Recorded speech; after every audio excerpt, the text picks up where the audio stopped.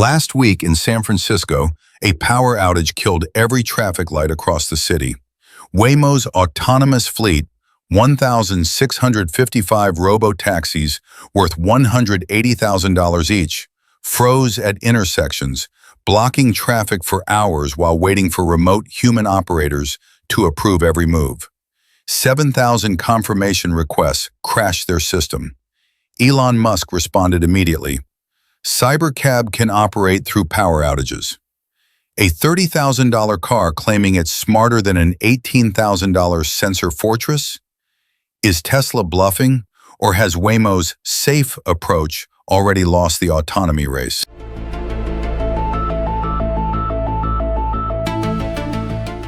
Look, I'll be honest with you. When I first heard about the San Francisco blackout, my initial reaction was skepticism. Another Tesla versus Waymo story. Another round of Musk making bold claims that sound too good to be true. But then I started digging into what actually happened that day, and the picture that emerged genuinely surprised me. Waymo's vehicles didn't just encounter a minor hiccup.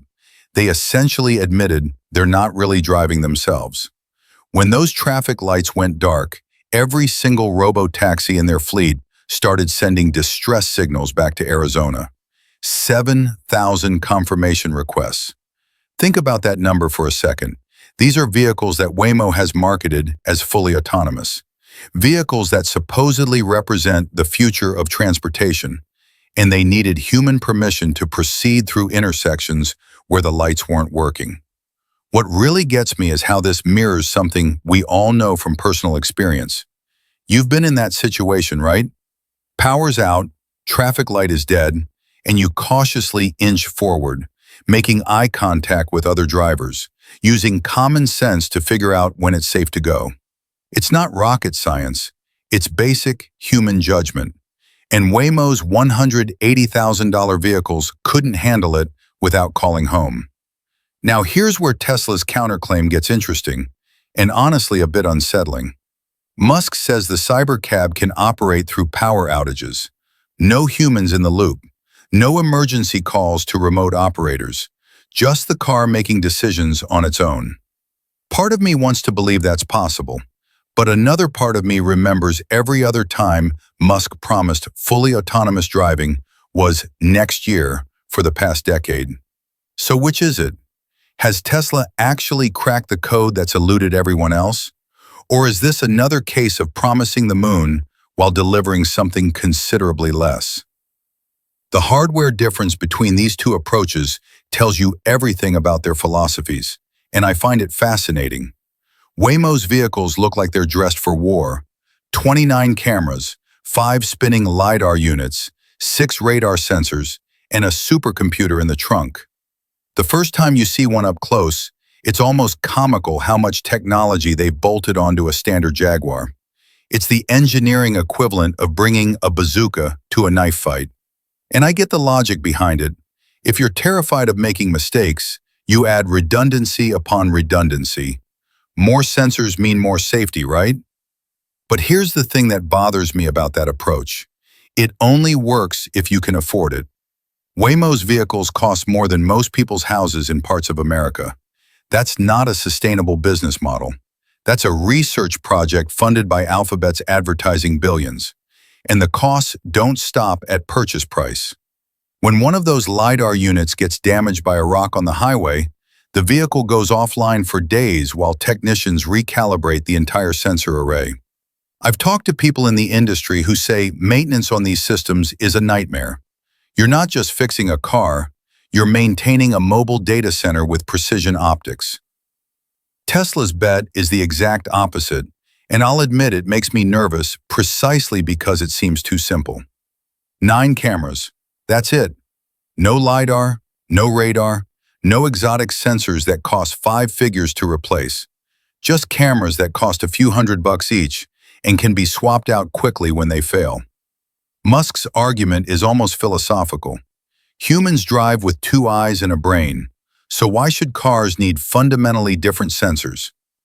On paper, that sounds brilliant. In practice, I keep wondering about edge cases. What happens in heavy fog when visibility drops to 50 feet? What about blinding snow or torrential rain? Human drivers struggle in those conditions, and we're supposed to believe cameras alone can do better? Maybe they can. Tesla's been collecting data from 7 billion miles of driving, and that's not a trivial number. But forgive me for not taking it on faith when lives are on the line. The mapping situation reveals something crucial that I think most people miss. Waymo spends months pre-mapping every city before they launch service there. Teams drive around with scanning equipment, creating digital twins of entire neighborhoods down to the centimeter. When their vehicles navigate San Francisco, they're not really seeing the world. They're comparing real-time data against a perfect map they've already memorized. It's like taking a test when you have all the answers in front of you. Tesla's approach terrifies me and impresses me in equal measure. Their vehicles are supposed to understand driving conceptually, not memorize specific routes. A Tesla should be able to drive in Manhattan even if it was trained in Texas, because it learned general principles rather than specific locations. If that actually works, it's revolutionary. But every time I see videos of FSD doing something stupid, like phantom braking on a highway or trying to turn into oncoming traffic, I remember that understanding concepts is really hard for AI. Humans mess it up constantly too, which is why we have 40,000 traffic deaths per year in the US alone.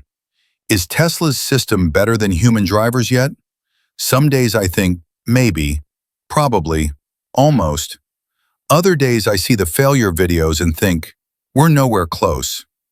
What keeps me up at night is the manufacturing gap, because this is where Tesla has already won, and nobody wants to admit it. Giga Texas can crank out 2 million vehicles per year. Shanghai adds another million. Berlin is ramping up. These aren't prototypes assembled by hand in research labs. These are production lines that pop out a finished car every 45 seconds. Tesla has spent 20 years learning how to manufacture vehicles at scale, and that knowledge doesn't just transfer to competitors overnight. Waymo doesn't build cars. They buy them from Jaguar and retrofit them with sensors.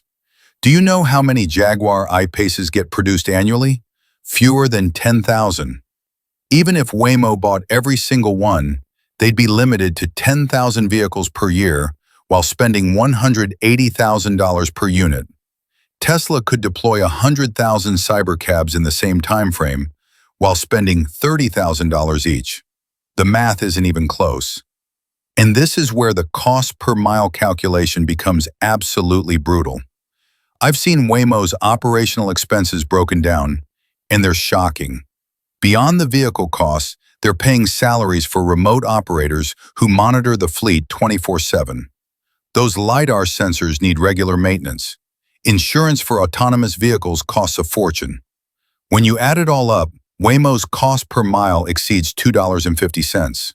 They're losing money on every ride while charging premium prices and calling it progress. Compare that to Tesla's target of 18 to 20 cents per mile for the Cybercab.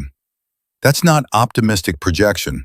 That's basic math when you own the entire manufacturing chain and eliminate the human driver. The Cybercab weighs 3,000 pounds, 700 pounds lighter than the Model 3. It uses a 50 kilowatt-hour battery instead of the Model Y's 75 kilowatt-hour pack. It has 2 seats instead of 5 because 90% of rides are solo passengers anyway. Every design decision ruthlessly optimizes for operating cost, and I genuinely respect how disciplined that engineering is. What makes this fascinating from a business perspective is that Tesla isn't trying to compete in the autonomous taxi market. They're trying to destroy the entire concept of urban car ownership. When unlimited rides cost $200 per month and owning a car costs $500 plus for payments, insurance, and parking, the economics flip entirely. Tesla's not building a better taxi. They're building a weapon to make personal vehicles obsolete in cities. That's terrifyingly ambitious. And if they pull it off, Waymo's expensive sensor arrays won't matter because the market will be about operational efficiency, not technical superiority. The spy footage from Giga, Texas shows 16 cybercabs at the crash testing facility with deployed airbags. These aren't vaporware concept cars. Tesla is crash testing production units for NHTSA certification right now. Videos from Austin show cybercabs driving without steering wheels, no safety driver, operating on public roads. This is happening in real time, not some distant future timeline. And that scares me a little, to be completely honest. Are we moving too fast? Is Tesla risking public safety to win a manufacturing race? Or are we witnessing the birth of technology that will save tens of thousands of lives currently lost to human error? The 7 billion supervised miles Tesla has accumulated represent something extraordinary, even if I have concerns about the supervised part. Every Tesla with FSD becomes a mobile training platform, feeding edge cases back to the neural network. A car in Norway hits black ice and teaches the whole fleet about traction loss. A vehicle in Mumbai navigates chaotic traffic and propagates that knowledge globally. Waymo's carefully controlled test drives in map cities can't compete with that scale of real-world data. It's like comparing a student who took practice tests to one who's been living through actual exams daily for years. But here's my fundamental concern, and I think it's one every honest observer should share. Both companies are claiming their systems are safer than human drivers. Maybe they're right. Maybe they're catastrophically wrong. The San Francisco blackout didn't prove which system is better. It proved that Waymo's approach breaks down when infrastructure fails, and Tesla's approach claims it won't. Claims are cheap. Proof requires years of real-world operation at scale, and we don't have that data yet for either system in truly unsupervised mode. What we do know is this: the company that can manufacture 100,000 autonomous vehicles, while the other struggles to deploy 10,000, has already won the economic war, even if the technical battle continues. And in capitalism, economic advantage usually translates to market dominance, which becomes regulatory capture, which becomes the de facto standard everyone else must follow. That's how industries get reshaped, not by having the best technology, but by having cheap enough technology at massive scale. Tesla understands this. Waymo seems to still think technical perfection will triumph over economic reality. History suggests otherwise. So here's the answer to our opening question. Cheaper hardware isn't smarter, it's strategically superior. The San Francisco blackout proved that Waymo's $180,000 sensor fortress still needs humans making decisions remotely, while Tesla's $30,000 Cybercab claims it operates independently. The real battle isn't about technology sophistication. It's about who can manufacture millions of autonomous vehicles profitably before regulations cement market dominance. Waymo built for perfection. Tesla built for scale.